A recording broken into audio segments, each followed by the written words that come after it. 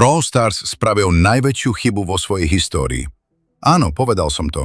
A podľa mňa odstránenie boxov bola chyba. Počkaj, neodchádzaj. Najprv mi napíš do komentára. Boli lepšie boxy alebo Star Drops? Daj odber, pretože toto je príbeh, ktorý si veľa nových hráčov vôbec nepamätá. Pred pár rokmi bol Brawl Stars úplne iný. Neexistovali Star Drops, neexistovala Star Road. A keď si chcel nového brawlera, musel si dúfať. Každý deň si otváral boxy, mal si malé šance, veľmi malé šance. Ale práve preto to bolo také vzrušujúce. Pamätáš si ten pocit? Otvoríš megabox, srdce ti bije, pozeráš na čísla a zrazu nový brawler. Ten pocit bol neuveriteľný. Potom však prišiel rok 2022. Supercell oznámil niečo, čo rozdelilo celú komunitu. Boxy končia, úplne, navždy. Namiesto nich prišla Star Road, systém, kde si hráč mohol vybrať, ktorého brawlera odomkne. Mnohí hráči boli nadšení. Žiadny gambling, žiadne čakanie na šťastie. Presne vieš, čo dostaneš. Ale potom sa stalo niečo zvláštne.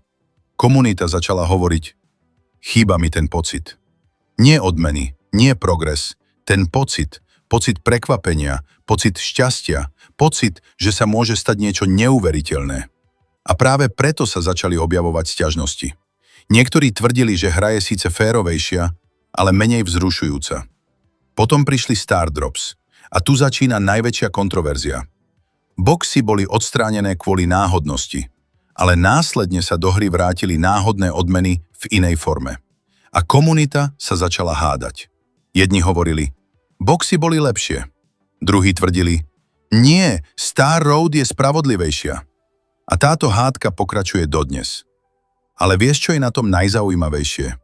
Možno nám v skutočnosti nechýbajú boxy.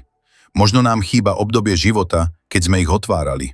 Keď sme boli menší, keď sme po škole bežali domov, keď nový Legendary Brawler znamenal najlepší deň v týždni. Možno nám nechýba systém, možno nám chýba ten pocit. A preto mám pre teba otázku. Ak by si mohol vrátiť iba jednu vec, boxy alebo Star Drops? Napíš do komentára.